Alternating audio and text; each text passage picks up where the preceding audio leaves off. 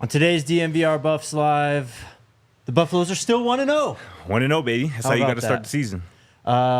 Really, just looking back on last night, do you feel better or worse? We'll get your takes on everything. Jordan Seaton had a great game as well. Tons to get into, so here we go.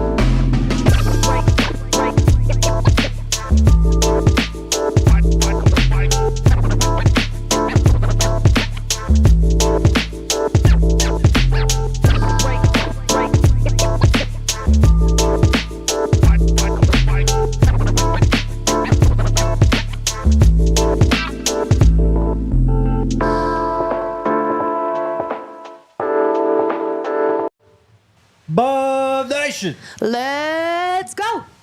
Coming to you live from the Toyota Lounge, driven by your Front Range Toyota stores. Toyota, the official vehicle of DNVR. It's DNVR Buffs Live. My guy Scott Procter is here. RK will be joining us shortly.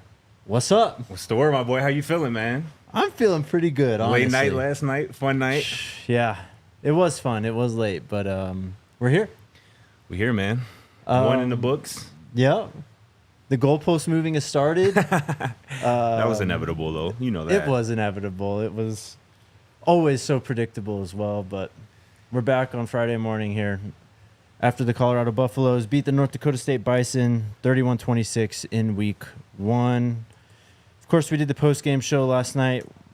We'll touch on stuff definitely, but quickly, your initial takeaway from the win. Yeah, I mean, that was my first experience watching Shurmur Sanders and Travis please Hunter talk about that. Yeah. play football in person, and it was an experience. That's just the best way to go about it, man. Like I said, as a former college quarterback myself, I'm really sensitive to quarterback play. I really enjoy elite quarterback play, and that's what we saw on display last night. I mean, if you watched that game and didn't come away with the thought, if you didn't already think it, that Shurmur Sanders is one of, if not the best quarterback in college football, I'm not really sure what you were watching. I mean, some of the throws that he made, both in the pocket, under duress, both out of the pocket, on the run, setting his feet outside the pocket, were just elite. He's obviously a future NFL star, a first-round, top 10 draft pick. And obviously Travis Hunter, man. Bro is just an alien, man. I saw this morning he only was off the field for 2 snaps the whole game. One of them was when he got his helmet came off. Yeah. I mean, his ability to track the ball deep down the field, his ability to change speeds, change gears, and make defenders miss is just uncanny. He's a future, again, top 5, top 10 NFL draft pick. Jimmy Horn Jr. was excellent. I tweeted it last night. His speed in person is next level. I mean, he looks faster too, by the way, which is crazy because he was a speed demon last year. But he gets to a different gear so quickly, and I mean, there was just nobody out there on the NDSU defense who could keep up with him one-on-one in open field, regardless. But honestly, my biggest takeaway from last night was the defense, particularly what we saw in the second half, because the first half was absolutely dreadful. I mean, NDSU's game plan out the gate was amazing. They mixed the run, the pass, the play action to perfection. They had, Colorado's defense on their heels for that entire first half. Cam Miller played a hell of a game. He really impressed me yesterday with what he was able to do with his arm and obviously with his legs. But coming out of halftime, and I talked about this on the show last week when I was here, how halftime adjustments would be huge. Just what NDSU's offensive line run game coordinator Dan Larson told me last week as well, how important halftime adjustments would be, and that's exactly what we saw last night. Obviously, NDSU was up 20-17 at half. 4 or 5, I believe.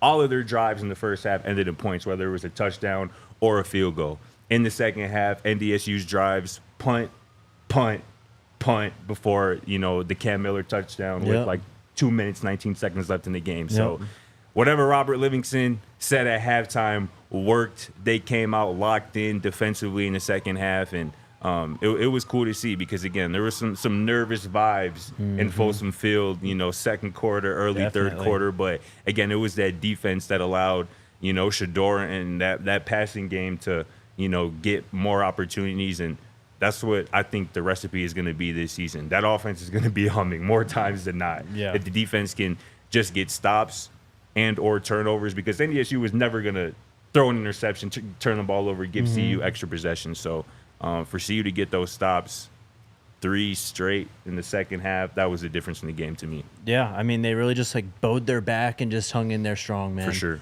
I thought that was probably one of the most, other than Shador and Travis and Jimmy, of course, but that was probably one of the most impressive things about last night to me was how the defense really came out the gate because it was more, we always talked about the running game with NDSU, right? Yep. But it was the short to intermediate passing game. And Coach Prime said it after the game. He was like, I think they only completed 2 balls outside the numbers. Yeah. So they were just living and dying over the middle. And it's a lot of what we saw last year. CSU damn near beat Colorado last year with mesh and crossers. Yeah. So that's North Dakota State, credit to them because they did their homework. And they were prepared, man. Yeah. Well-coached team for sure. And that's, again, what gives me optimism, at least moving forward with what we saw after halftime. The coaching staff's ability to make adjustments, know what was killing them from a defensive perspective, and obviously make the necessary changes. And credit to the players as well for executing in that second half. Obviously, Chidozie Nwankwo proved why I was so high on him this offseason, why I thought he would be such a big piece of this defensive line, stopping the run, getting to the quarterback. He had the first sack of the season, of the game last night. Deion Hayes was really good off the edge as well. It was good to see. Definitely, man. Other takeaways, we'll get to the end of the game stuff. Yeah. We'll get to that. But, I mean, you were talking about seeing Shador and Travis in person live. So I got to ask you, which throw from Shador impressed you the most last night? Because there's one that just clearly stands above all others in my mind. For sure. I mean, the 69-yard touchdown of Jimmy Horn Jr. was absolutely unreal because he gets sandwiched by 2 NDSU defensive linemen as he, launches just a dime. Yeah. We got a demon walking in the building. Shout out that boy RK.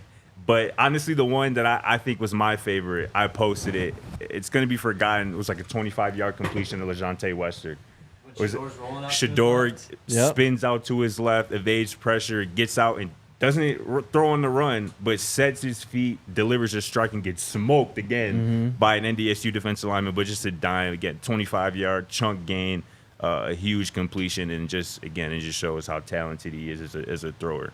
Yeah, that was the throw that stood out to me. I mean, being able to roll to your left, and it's almost like he was stepping out of the sack and then immediately set his feet like it was a natural motion to him. 100%. It was crazy. That's reps, bro. That's reps of doing that, working out in the summer, and simulating live game reps. That's what we saw in action last night. And also, too, again, this is something I talked about. I've been somewhat critical of Shador, at least last season. Just I wanted to see him improve being able to evade rush, get out of the pocket, when you can and still make throws down the field. And it seems like he's improved. I mean, it's not like that was a weak part of his game, but it seems like last night in particular, he really improved. He did that a handful of times because I don't think the CU offensive line played super well.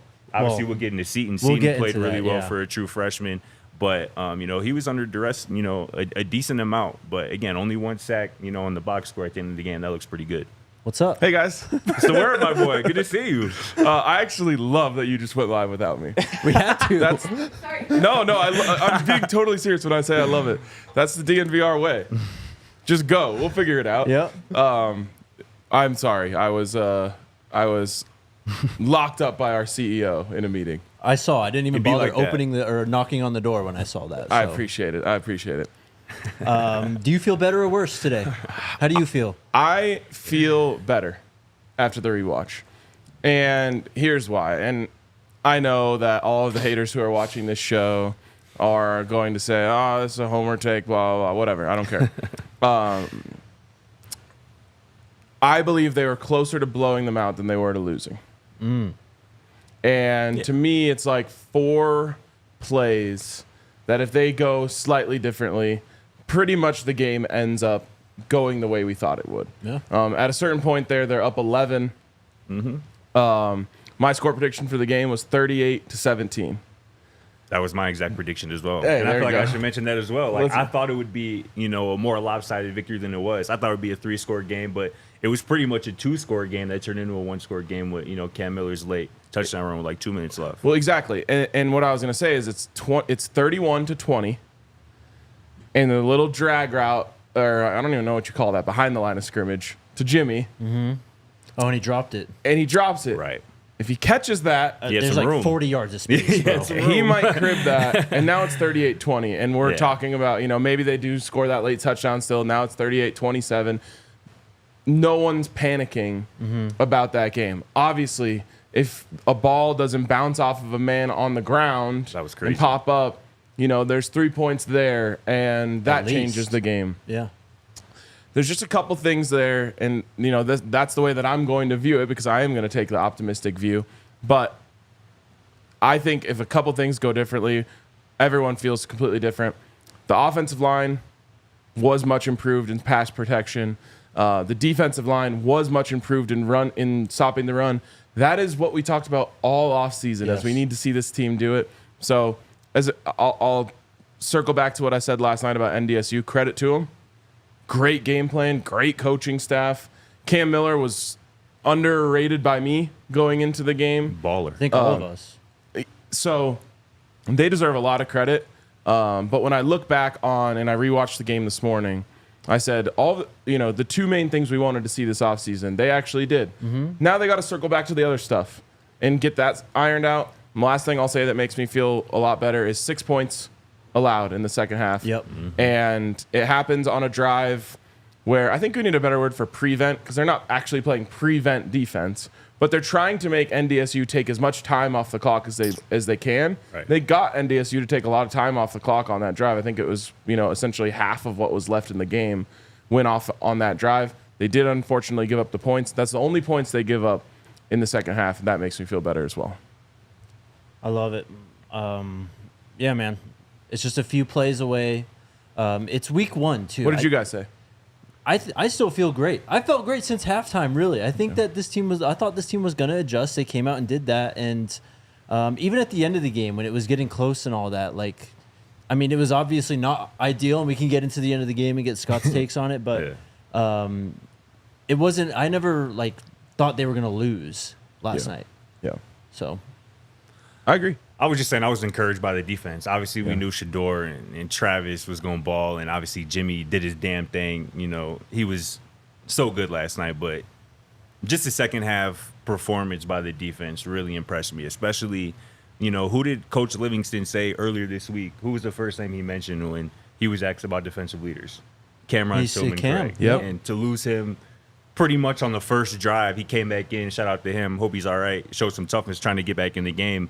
But, losing him, a defensive leader and obviously a really good player as well, that early, obviously had to have had some type of impact on that defense, at least mentally early on. But, again, to see them come out at halftime, make the right adjustments, and really pretty much shut down that NDSU offense after looking very out of sorts in the first half, that was impressive to me. And I'll just add this, because I think there's a narrative out there that's like, we knew Shador was good. We knew Travis was good. We knew Jimmy Horn was good. This team's no different than last year. We did know that about them. Each one of those guys is better. yes. Jimmy's Yes. faster. Jimmy Speed is unreal. is a I was saying that earlier. blur Yeah, out he there, is. bro. That's why when I saw him drop that pass, I'm like, that was probably I think he knew. He knew. He felt yeah. it. He felt it. So all of those guys, Shador is better. He looks 100%. better, man. Travis Hunter somehow got better. And so that is another reason why I feel good. I'll say this about Shador, and it's something we've talked a lot about, his toughness. But to go through what he went through last year and to still have that confidence, especially in the pocket. I go to that throw to Jimmy on the post, the long touchdown. Yeah. To not have the almost PTSD of last year when the pocket is closing in on you like that, and still to get the throw off, even with the ball wobbling in the air after Yep. it goes through and it's perfect into Jimmy's hands, that is exactly right there. That's where Shador got better. Yes. He's just, it's almost, he's just more of himself. He's just more ice cold and more tough now. Yep. Also, I've seen this now a couple times in the comments here. Shedeur has a deep ball problem. Well, he did underthrow a few last night, including the end of the game to LeJontay. I think that's one of his best abilities. I wrote about that before in the past. He's an elite deep ball thrower. I thought we saw that on a handful of occasions last year. But, I mean, yeah, based on last night, there was – that's one of the big plays you talk about that were missed. I mean, at least one, maybe two, could have been huge plays to LeJontay if you just get a little bit more on that throw. Who was it? Jimmy in the deep middle of the field where they had to, like, turn around to catch the ball and stuff. So I mean, that's why Shedeur's getting hit. His arm was getting hit on that throw. You're talking about the one at the end of the first half? I think so. I can't remember when in the game it was, but someone was open down the middle. I do not think Shedeur Sanders has a deep ball problem. I think he legitimately. Oh, I don't think he has a problem. Yeah, no. I think he might be one of, if not the best deep ball thrower in college football. I have to agree. He just missed a couple last night. It is. Yeah, but that's what I mean. That's like telling me that Steph Curry missed a couple threes. Right. Yeah. Like, yeah, he did. He went 10 of 12. Yeah. All right, let's take a break real quick, and then I want to get Scott's analysis on the end of the game. Shout out to our friends over at UC Health and their Ready, Set, Co challenge. Coach Prime wants you to help you and other Coloradans be your healthiest selves. He's serving as the Chief Motivation Officer of UC Health's Ready, Set, Co challenge. There's a lot you could do to be your healthier self. Eat better, sleep better, go work out, just go take a walk. I don't know. Period. Just be more mindful and cognizant of what you're going through day to day, and just try to be better. We know that's what Coach Prime's all about. And if you want to join UC Health's Ready, Set, Co challenge, you can click the link in the show notes or go to www.uchealth.org/readysetco. Was driving our boy Unk home last night. Yeah. And as I dropped him off at his house, he said, "You're right about this Toyota, man. It's a great car. It's a great car, man." I was like, I don't know, I've been saying it. Toyota's the best. They had representation at the tailgate last night, not just with my car, but they brought a beautiful DNVR branded vehicle up there. Smooth ride, great features, great prices.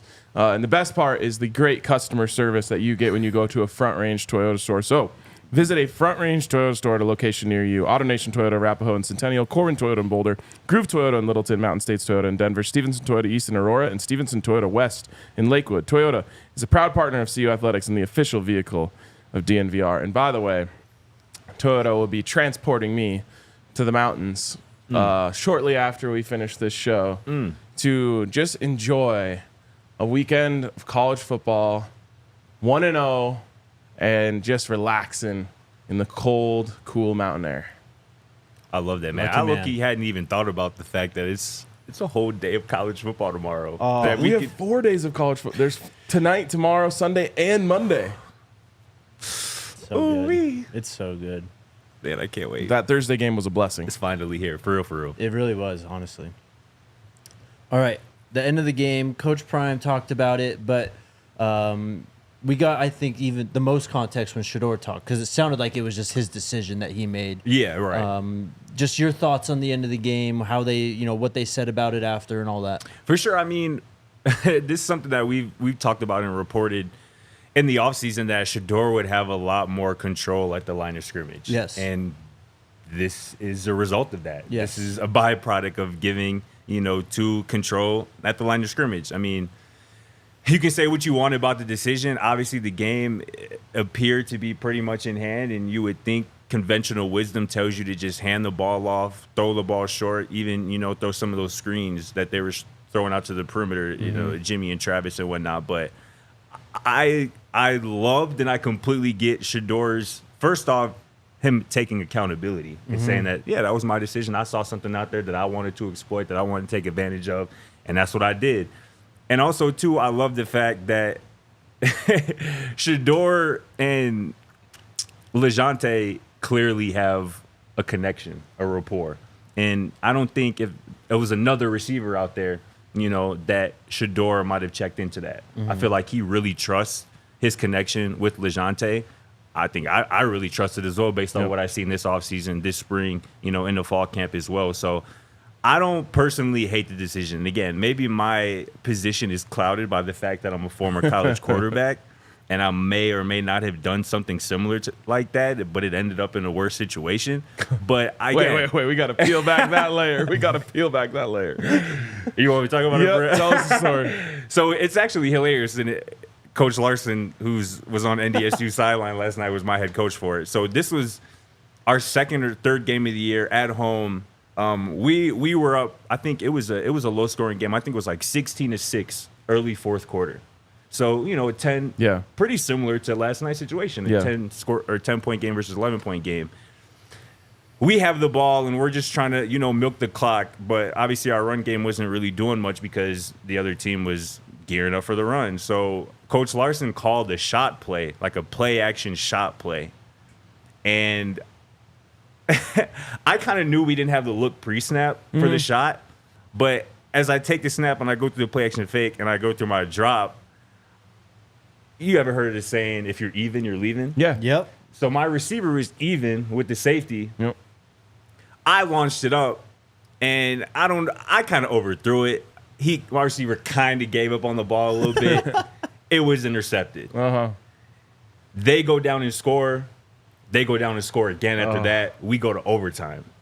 After a 16-6 game in the fourth quarter, we end up winning in double overtime. Right. Good ending. We ended up winning double overtime. But again, that was the situation that could have quite literally killed us. That play call, my decision to throw that ball when the game was pretty much out of hand could have literally been a disaster. And it could have been a disaster last night. Obviously, it worked out. But again, I understand why Shurmur did that. And who knows? Later down the season, that might be the same route that wins a game or is a huge third down conversion, because again, I trust Shurmur and LeJounte's rapport together, and so I don't hate it. And it's easy to say that now that it worked out in CU's favor, they were able to walk away with a win, but I understand it. I completely agree with you, honestly. I love giving you nicknames, so next time you come on this show, I need to see some highlights of Gunslinger Scotty. I can pull up some highlights. Yeah, I can give you some highlights. I want to see. We got to play that on the show. Definitely. Say less. Yeah, you guys. Well, Jake, I know you know how I feel about this. Yeah. I don't like it. I didn't like it. To me, I did the math on it. You could have punted the ball with 5 seconds left, especially if you took the old let's backpedal a couple steps before we take a knee, take 3 or 4 seconds off the clock before you go down. You could have given the ball with 5 seconds left. That pretty much is as close as you can get to guaranteeing a win as you can to actually guaranteeing a win. Yeah. At the same time, I absolutely love Shador's answer on it, and that's all for me. Wipe my hands clean. He said he explained exactly why he did it. He said it's a learning experience for me. I won't make the same mistake twice. We're good. Yeah. Look, man, also LeJounte, of all of his guys, hadn't had as much as the other guy, so he says, I got a chance to keep everyone happy. Yes. Everyone feels amazing. He ends up with over 100 yards and a touchdown if they complete that. 100%. And here's the last thing I'll say on it. There's an old saying, we're getting into a lot of old passing sayings here. There's an old saying, 3 things can happen on a pass play and 2 of them are bad. That's wrong. 4 things can happen on a pass play and 2 of them are bad. You can have a completion, you can have an interception, you can have an incompletion, or you can get a pass interference. That's the 4th one. Yeah. And that, to me, is why Shurmur underthrew it a little bit, because it brings that one into it, just as he did on the play before it. Right. Yeah. So if LeJounte, and both of them wanted it to be a touchdown, so that's why LeJounte's kind of fading a little bit, because he wants to catch it with someone. If he puts his feet in the ground and goes back to get the ball, pass interference, now your win probability goes to 100%. The game is over. You take 4 knees, or you take 3 knees, and you're out of there. For sure. So I get it. I understand the thought process, and I love the answer afterwards. End of story. Yes. They got the win. Yep. Yeah. I mean, last night, Neely and I kind of got killed for saying that. But look, man, I mean, that's the right read. That's the right football play. I know that's probably not the situation for it, and that's where the coaching is going to come. But that might be, the difference in a game down the line when Shurmur checks out of a cover 0 and finds a fade to Travis, LeJounte, insert wide receiver name here for a touchdown. It's just one of those things. You wish it wasn't in that situation late in the game. But it's as a coach, you're probably look, I get why you did it, but this was just not the time for it type of thing. I'm not mad at you. Yep. And obviously, after you won the game, hindsight, right? But it's just one of those things where there's a time and a place. That wasn't the time or the place, but the process was right. But I like what Agreed. you said too, and Coach Prime mentioned it, the right football play, right? And he said, when you look out there and you see one-on-one coverage and you haven't seen one-on-one coverage the whole night, that's the right play in that moment. Because what's the alternative? Hand the ball off where they have, 6 to 8 guys in the box and you get stuffed for a 0-1 yard gain. And now you're definitely putting, as opposed to you're taking arguably your best one-on-one receiver versus a defensive back that you like the matchup against, to say the least. In a one-on-one matchup, you're going to take that, whether it's the first quarter, second quarter, third quarter, fourth quarter with a lead, more times than not. And that's just the right football playing. NDSU head coach last week talked about the fact that he loves how Shedeur Sanders plays the quarterback position. Yes. That's what the quarterback position is about. Not just calling the call play, but looking out at the defense, seeing what they're giving you and how to respond, how to attack them. And that's what it was in that situation. Peyton Manning used to say he threw more 9 routes, slot fades on 3rd and 1 and 4th and 1 than any other time because it's the only time he could get cover 0 or cover 1 looks. Right. Exactly. Genius. And I totally believe Shedeur's going to learn from that. I mean, we talk about his mind for the game all the time, and he's not one, I think, to, especially in a game, to do something and repeat the same mistake. That's just not who he is, as a person, as a player. So, it's, I don't know. I would have done the same thing in CFB 25. Of course you would have, bro. I've done it too. We all have. So, hit a break then? Let's do it. We'll get to Jordan Seaton and other takeaways. Shout out to our friends over at Breckenridge Brewery. I did not.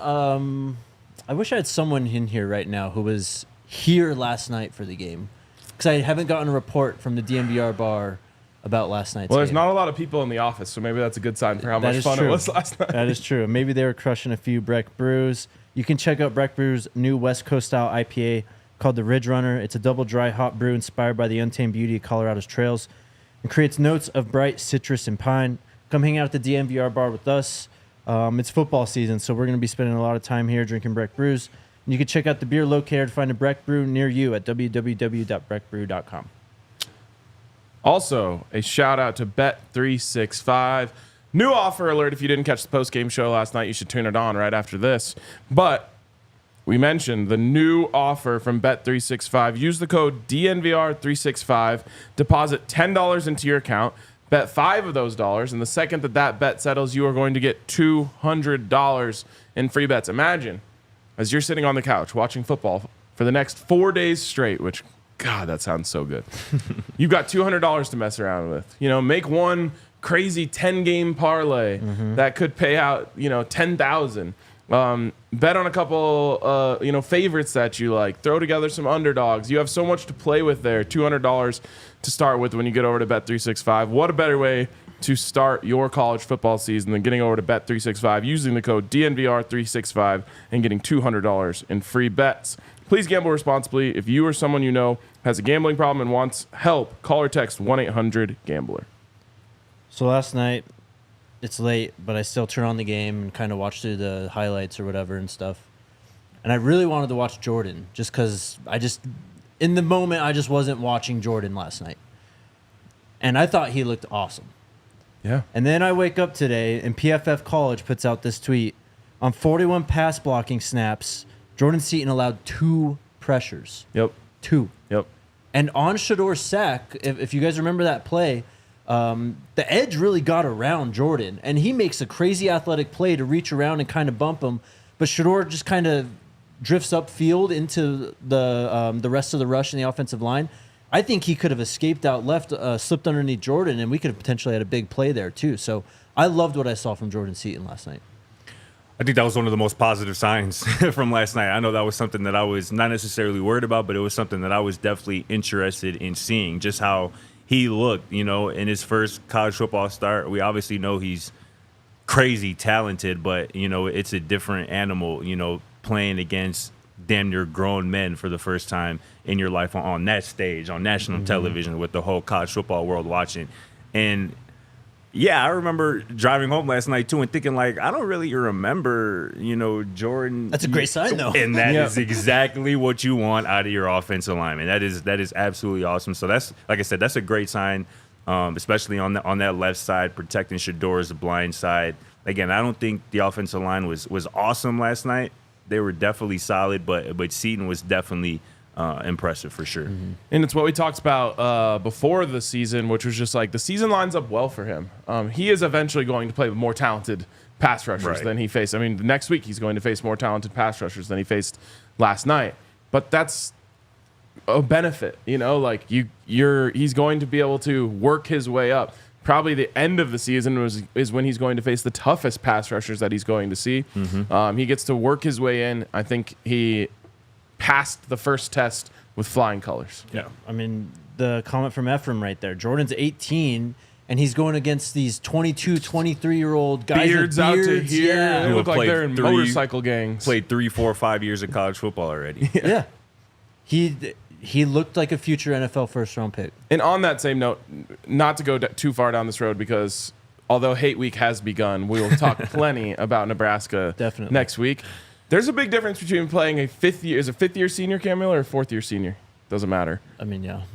A senior quarterback and a true freshman quarterback. 100%. And you are going to see things that happen, even if you watch Nebraska against UTEP this week. He's going to miss throws that Cam Miller is making routinely last night. I mean, he looked so seasoned. And next week, Colorado gets the opposite of seasoned. Yep. Now, probably more talented, but that seasoning really, really helped Cam Miller last night. No doubt. Where else do you guys want to go here? You can kind of take it wherever at this point. I once again have notes. Oh, please. I've ascended. I've ascended to a new level Oh, this look year. at this guy. Okay. You want a positive note or a room for improvement note? Room for improvement. Let's do it. Same. How do we not recognize the 5 wide as QB draw? This is why I posed the man coverage question last night, because I think it goes hand in hand with that. And someone asked, whose fault was it on the quarterback run touchdown? I think it's just the call. The call. You didn't have a spy or a hole defender. Yeah, that wasn't a draw, but you're right. Yeah, but that's what happens when you don't have a spy or hole defender. It's just Shiloh 25, 30 yards back. Like, that's who's on the quarterback, basically. Yep. For sure. And I think it was Herman Smith who was just like booking it across the field, trying to cover his man, which is his job on the play, which just created a huge hole for them. So those things happen. But my God, we just got to have some sort of alert. I mean, I'm screaming it from the 45th row. QB draw, QB draw, QB draw. And then, all it takes is one block to spring them because there's 0 people in the middle of the field. So whatever, Nebraska's going to see that. I don't know about Rayola's running ability compared to Cam Miller's, but I guarantee you see it at least once next week. Yeah, 100%. There where they try to get that. Yep. And that boy Matt Rule is offensive genius for sure, to say the least. In my opinion, at least, I think he really knows what he's doing from an offensive perspective. He's gonna find some things on that film from last night that he's gonna be able to exploit, get some different looks on, and it's gonna be on Robert Livingston to come out with a better game plan. Again, I really like the halftime adjustments that he made, but it's going to be interesting too because, again, we'll be seeing Dylan Rayola's first college football game this weekend. Yep. So it's not like there's a ton of film to go off. So it's going to put the onus on him and that staff to come out with a game plan and, give that defensive personnel options in place based on what, Nebraska comes out and runs. The positive note, what is it? Well, I've got plenty, but I loved the response after the big play on the first drive. Yeah. To essentially reset, stop them, and get them to kick a field goal there was really big, I thought, to the final outcome of the game. Not just based on points, but just like I said, I don't remember if I said this on the show or after the show. There was a lot of pressure on Colorado last night. Oh, easily. And 0 pressure on North Dakota State. And so you go out there, you're playing a little tight. Of course, you're hyped up. It's week 1. But you could tell that all the pressure was on Colorado on the first drive, on that play. And all of a sudden, right off the gate, they get a 70-yard play on you, which is kind of something that I feel like in the back of your head, you're just thinking, like, there's no way they have the athletes to make big plays on us. All of a sudden, they get a 70-yard play. And everyone on North Dakota State, or maybe it's not 70s. 48, sorry. And everyone on North Dakota State now says, all right, we belong here. Yep. We can, their athletes aren't that much better than us. Here we go. If they go score a touchdown there, they're going back to the sideline saying, this game's over. Oh, they're pumping up the crowd Yeah. behind them and all that. Like, they are in there. It's like what CU was in last year against TCU. It's like the roles reversed. Yes, exactly. For And sure. CU did score a touchdown on that first drive. Yes. And that's when I just remember everyone we have arrived. 100%, man.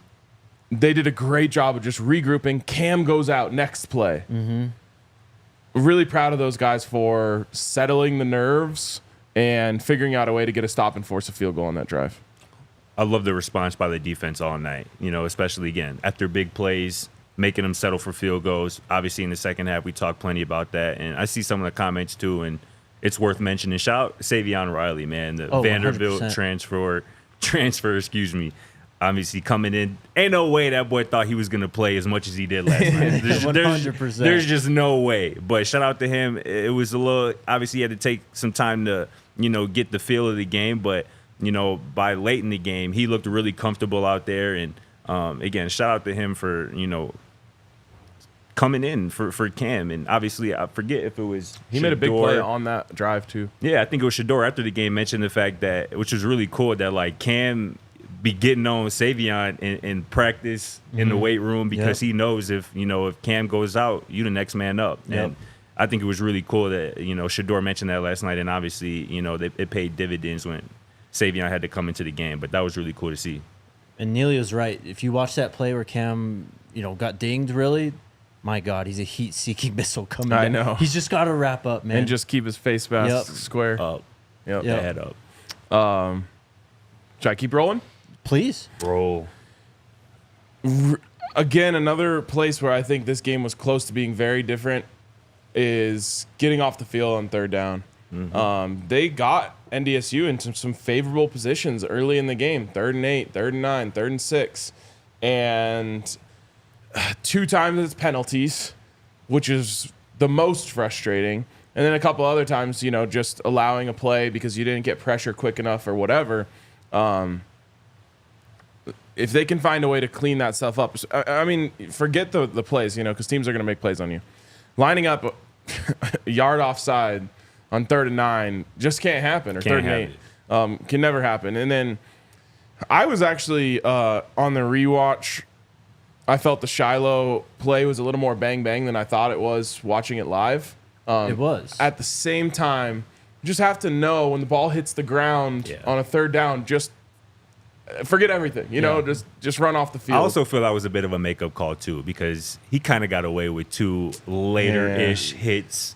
And I just feel like refs, if you don't call the first one, you let the first one go, okay. You let the second one go, they're both bang-bang. But if you see a third one that's still kind of bang-bang, you're like, okay. Right. Yeah. I just think that's how refs' minds work sometimes. Right or wrong, I feel like that's just kind of what happened in that situation. I mean, it directly happens in soccer all the time. The ref will come over and say, hey, no more of that. Yeah. Yep. And then you do it again, they're going to come give you a yellow 100%. card. And I think that's a good point. I also want to talk about, too. Go ahead. I do, it's give and take.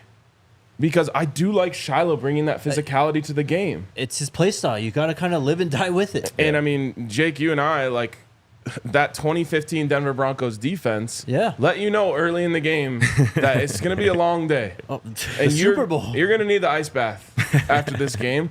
And literally in the Super Bowl, Aqib Talib takes 2 personal fouls in the first drive or in the first quarter. They had no problem saying hey, just so you know, we're going to give you 15 yards now, but you're going to be thinking about it the next time. Yep. And so 100%. I in that specific case, I don't want to see it on 3rd down when you could get off the field. Same. But That's the true. other ones where it's just Shiloh's kind of letting you know, Setting the it's tone. gonna be a long day for you. You could come over here, it's gonna hurt. Where'd you want to go?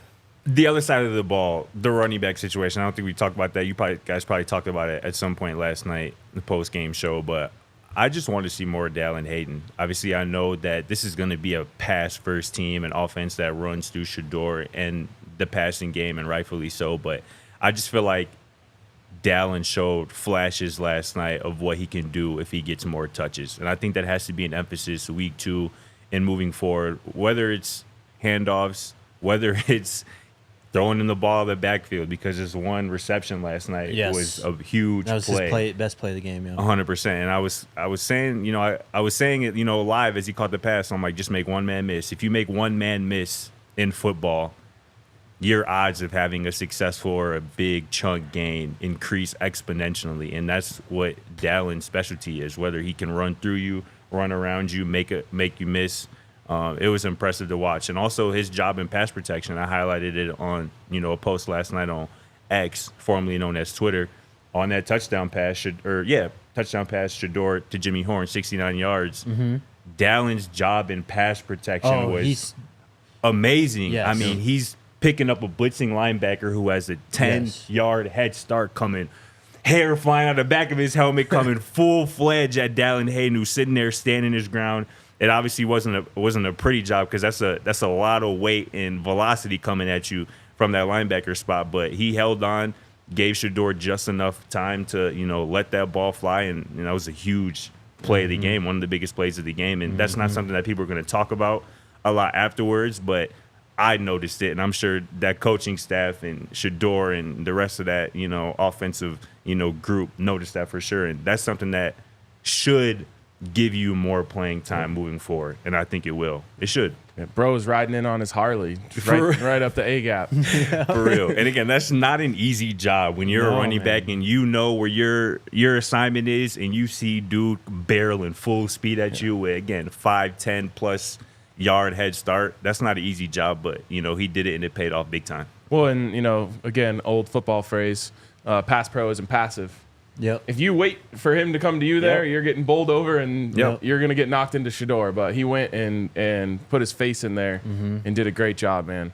On those two, I get, like, we had this conversation a lot in the last few weeks about who's going to start. In my rewatch, I kind of came away just saying, like, I think these two will complement each other well if we can find a way to open some holes. Dallin obviously flashed the high-end potential, which is exciting to me. I thought Charlie also had some nice plays in the game. And they play very different styles. That should be a nice complementary group. And Coach Prime said we were hoping to get Micah in there. Love to, super excited to see what he can bring to that rotation as well. We got to get Micah in the game. But I need to go back and watch it again. I don't know exactly what the issue in the run game was. I do know they tried to run some power at times. So I think there was more variety in the run game than I initially thought last night. I'd like to see Charlie more out on the edge, though.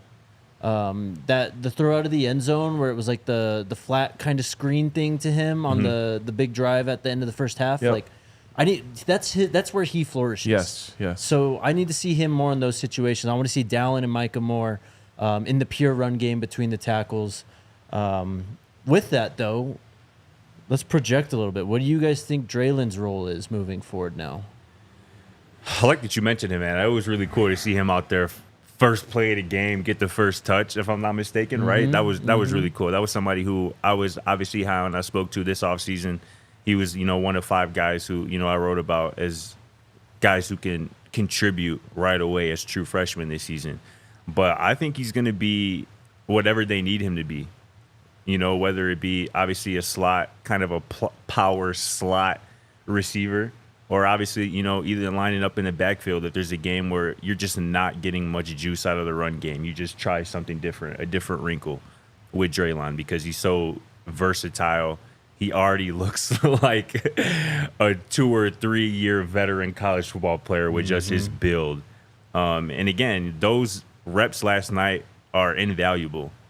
Getting those game reps on national TV in front of a crazy crowd as a true freshman, as a 18, 17-year-old, whatever he is, that stuff's invaluable, and that stuff's going to pay dividends sooner rather than later. So, yeah, I'm excited for his future, and I thought it was really telling that he was out there early and often. Yeah, I mean, his role is exactly what we said it was going to be, which is special packages that are meant to feature what he does well.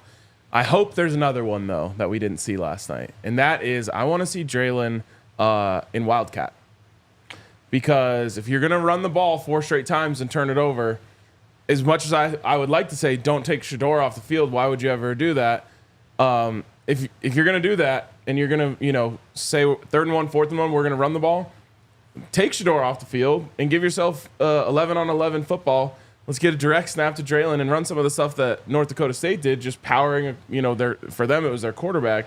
Just power forward and, I like that idea a lot. I'm not going to lie. Yeah. Because third and 1, 3rd and 2, 4th and 1, that's going to show up a lot of times this season. And when you're a pass-heavy team, when you're a shotgun-heavy team, and you don't run the ball, at least through one game, as effective as a lot of other teams, at least in short yardage situations, you have to have a different wrinkle or something else you can go to. And I think that's something, again, using 11-on-11, using some quarterback run game, because obviously that's not really a part of Shador's, game, and it's not something that you would want to put him in harm's way anyway. I really like that idea a lot to get Draylen involved in that way, because they're going to have to figure out a short yardage plan at some point.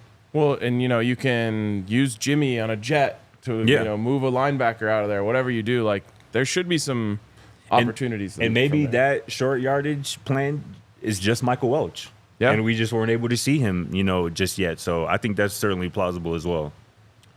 Before we wrap up and get to questions, again, we didn't talk enough about Travis Hunter and how good he is, bro. I know. The plays he was making last night, no one's going to be making plays like that the rest of the weekend. Bro. You'll see some plays like that, but it's not one person over and over and over. That his first touchdown, the way he just eliminated that safety's angle with the quickness. Insane, bro. That safety's never seen anyone like that in his life. Yeah.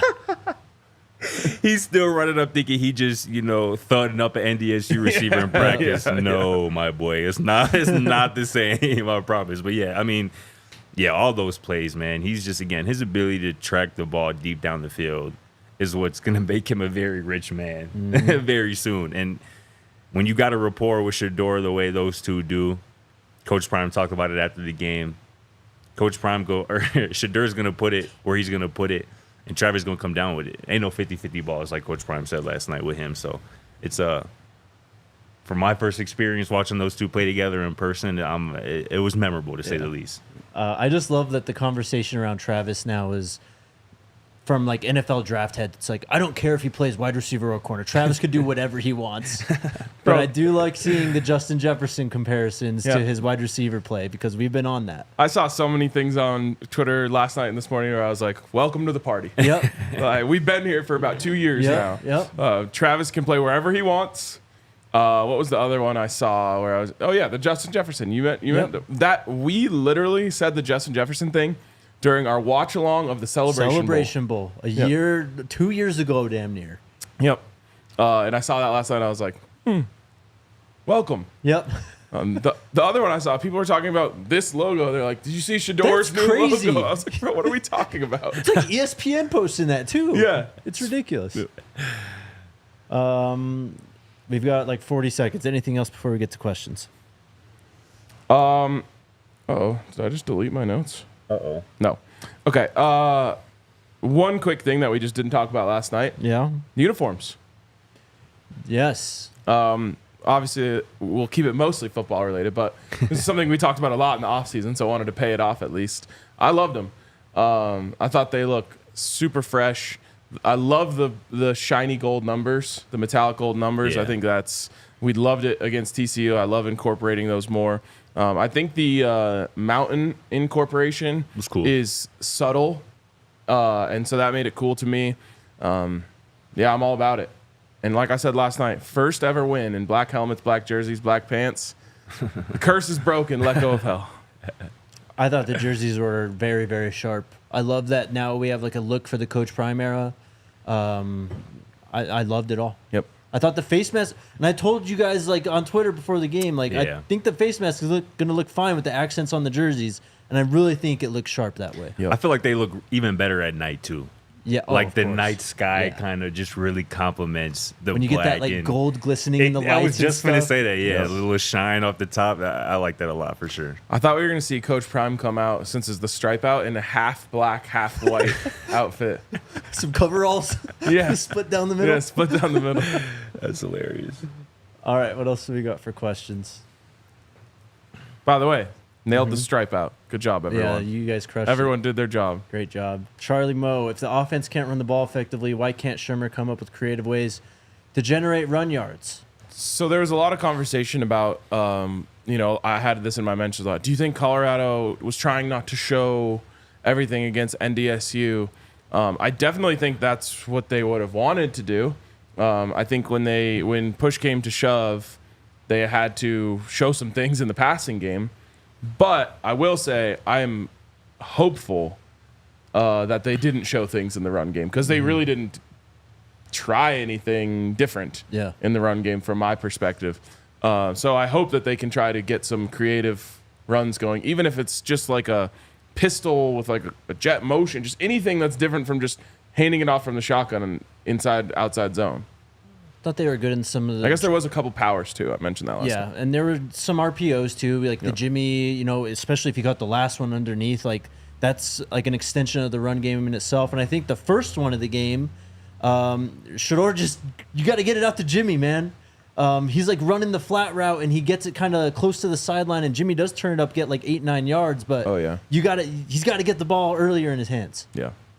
Yeah, I think manufacturing touches for Jimmy and LeJounte in lieu of a run game, I think, is what I would like to see next. I mean, we see it all the time in the NFL now with kind of the quick jet motion. Quarterback gets the snap and kind of just tosses it up to, the jet motion receiver. You get him out in space. You don't block that DN on the side because he's going to be too slow to, get a fast receiver in motion. I would like to see that again for Jimmy and LeJounte because those are extensions of the run game where it doesn't put, too much tax, obviously, on your guys up front. I like that a lot. And I also wonder, too, if there is any under center in this offense. I know Shador loves shotgun. That's where he thrives out of. But, again, if it gets to a point where there is zero semblance of a run game, that could be an option that they could go to and they might have to go to. Just, again, particularly in the red zone, particularly in short yardage situations. That just gives the defense a different look, something else to prepare for. Because, again, when you're in shotgun 99% of the time and, you're handing the ball off to your running back who's 5-6 yards deep, it's not always going to work out. It's funny because I had a thought as CU was going out or right before they went out for their first play of the game, and I was just like, man, what if they come out in 22 with with a fullback out there and just show like this year's gonna be different. Like that was like what my last thought was before they went on the field, and then they come out in 5 wide. Yeah, I was like, okay, well, there's reality for sure. I mean, again, I would just like to see it because, again, at the very least, it would give opponents something to prepare for, and I think that's valuable. Yep.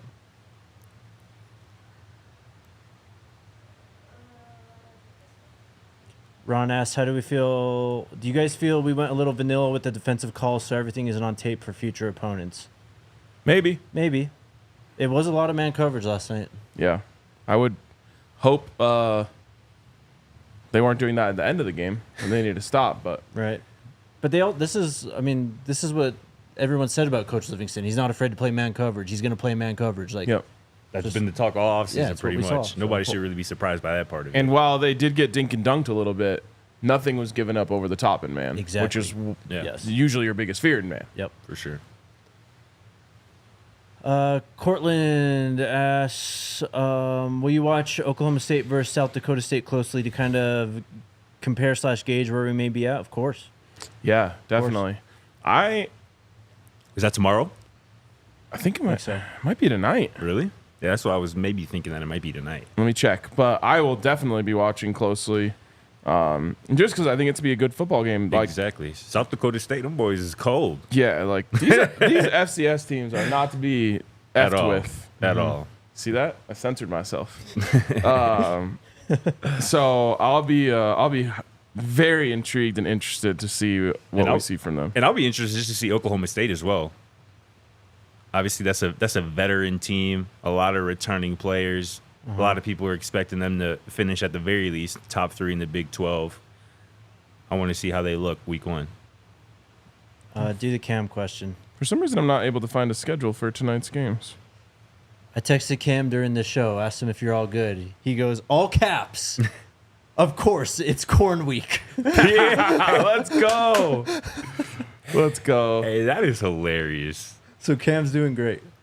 Yeah, I didn't realize until my rewatch that he came back into the game. Yeah, man. So, again, I don't know. We never know exactly what's going on. But Unk mentioned on the show last night that he passed the sideline concussion test, which is obviously he wouldn't have been able to go back in the game if he didn't. But then after the play where he came in, didn't quite look himself. I think they just probably said, hey, let's just be safe here. Shout out to that coaching staff and that training staff too, because that's not something that's going to be talked about or reported on much. But to my eye, Cam didn't look right after that hit. And I wouldn't have felt good about him continuing to play the rest of that game if he wasn't at 100%, particularly if it's again, you don't want to speculate, but it looked like a head injury. So I'm glad that, again, the staff kept him out, even if, like you mentioned, that he passed, kind of the sideline test. Shout out to the conditioning staff, too. I know Shador kind of went down at that one point, but no cramps. That should be mentioned. Yeah. Great play. By design. Genius. Extremely smart. People are going to hate on it, but it's so funny that people are hating on it because Nikola Jokic does this for the Nuggets all the time when they're trying to get back on defense. Holding the ball. He'll hold the ball, or he'll go coming out of a timeout, he'll go tie his shoe to make sure they get an extra second. That's genius. Just football IQ. Yep. But no injuries besides Cam, no cramps, and awesome. The team looked well conditioned. Travis played deep into the game. Just shout out to the strength and conditioning staff, man, because they have this team in tip-top shape. All right, we've got 2.5 minutes. So, Jermaine, do y'all think we need some tight ends in the red zone? No. Bit of a surprising lack of tight end, I thought, last night, especially just considering how important Mikey was last year. Yeah. Yeah, that wasn't surprising to me. I mean, I've kind of written and talked about it on the show. Like, when the receiving core is as talented as it is, taking one of those guys off the field for whoever you want to put in at tight end, I just don't think is very beneficial. I mean, I get the question in the red zone. You want to establish a physical, kind of play style, but you also need a tight end who can help you do that. And I don't know if the coaching staff feels that they have that in their building. So for those reasons, I don't expect to see too many tight ends in the game this season moving forward. Real quick, South Dakota State, Oklahoma State, Saturday at noon. Excellent. Perfect. All right, super chats. Here we go. Who's first? 94's finest. 94's finest. What's up, guys? I'm chalking last night's game to us purposely running a vanilla offense and put defense playing together for the first time. I expect more Dallin, Micah, Wester, and Shepard next game. Thank you, 94's finest. Appreciate you. Just on that real quick, that's why this offense is so scary, too, because Will had a pretty quiet night. And Don't LeJohte expect too many So more does of this. LeJohte, And same too, with relatively. LeJohte, 100%. Imagine you're in Nebraska this week and you're like, all right, we got to figure out a way to get this horn guy out of the game. Yeah. And here comes Omari Miller. Right, Speaking literally. of Amari Miller, he deserved a helmet sticker. 2 absolute demon blocks out there. Put guys in the dirt. Really? Yes. Which plays? On short pass plays. 2 times I just saw him with his guy on the ground standing over him on those big plays. So good for him. Andrew says, a wise man makes observations in week 1 where a foolish man draws conclusions. CU will continue to improve as the new players continue to play more games together and build cohesion. Hashtag let go of hell. Great super chat, Andrew. Thank you. Amen. Man. Exactly what I was saying last night. Teams change over the course of a season. That team is not the team that you'll even see next week. Thanks. Devin, for the people who know football, the DC should have helped his players by switching to zone against the running QB and crossing routes. We've talked a lot about the coverage and all that. I don't know. It's just what this team is built to do, I think. Yeah, I mean, the one I had a real problem with was the 5 wide. They didn't throw out of that once. Yeah. Yeah. I mean, if this is what teams are going to try and do to CU and dink and duck and throw their way, 3 yards over the middle of the field, try and get down the field, by all means, go ahead. Yeah. You're not getting over the top, I think, though. Yeah. 94's finest again. The speed training in the summer paid off for Travis. He looks faster and stronger, too, definitely. He really does. Telling Thank you. 94's. That's crazy. It's crazy that he got better, but he really did. Don Peasy, y'all deserve a Webby Award. I don't know what that is. Do you think they hid some things week 1 from upcoming opponents? I think we may be unveiling Welsh Michael versus Cornhuskers. A What's Webby a Webby? Award is like a thing for like YouTube shows. It's like an Never heard Emmy, of it in but my for life. YouTube stuff. Why are I you think mad? I've heard of it. I'm not mad. I'm just Like, saying what I the don't freak know is what that? that is. You like shook your head when I said I don't know what that is. I'm sorry. I just don't know. I wasn't shaking my head at you not knowing it. I was shaking at my head at the way you said it. He's like, I don't know what that is. You know what it is. Big TZ in the house. Is Shurmur a play designer or play caller? Do we need to get a play designer on staff? Kind of looks like last season plays. Thoughts? 1 week. And Yes. Shore threw for 445 passing yards. Yes. Enough said. Trey with the straight up 199 super chat, and then with the $5 one says people saying 2 made a bad read on the INT are wrong. If you watch the play, you see the DB turning to chase Shep and slipped. Wester was up. I mean, the throw was if the defender's leg wasn't there, LeJohntay Wester goes to the ground and catches a touchdown. Yeah. Yeah, I haven't Also- really seen anybody say it was a bad read. I haven't seen that. Also, I don't know. I honestly am asking what the correct, like, the guy accidentally fell into LeJohntay, but I'm Yeah. pretty sure that's still pass interference. There were. I think again, maybe don't wanna- because the ball was tipped, technically. Yeah. That would wipe it was out? bang, bang, but, like, his helmet is hitting LeJohntay's Yeah. knees before it hits his leg. It was a weird play all around. And the refs were, they had a night, to say the least, both ways. We love you, Jake. I say what I mean. I mean what I love say. you too. I am just. I'm not even gonna get into it. Not gonna get into it. We'll be back on next week. We haven't decided when. I think we'll be back on Monday. Okay. We'll find a way to talk some ball on Monday. I'll be available. Just let me know. Thank you for coming down, brother. Great as Absolutely. always. Appreciate the invite as always. No Love problem. Yes, being sir. up Great here. having your perspective today. Up here with RK too. I never made it. Yeah, I know. I was gonna say. I mean, I said it on Twitter. I was like, man, Feel like you've been I ducking love when me, you come man. on the show, but I want you to be here when I'm here. Facts. right. Always fun. We'll be back next week. Appreciate you guys. Hit that thumbs up. Let's go Buffs.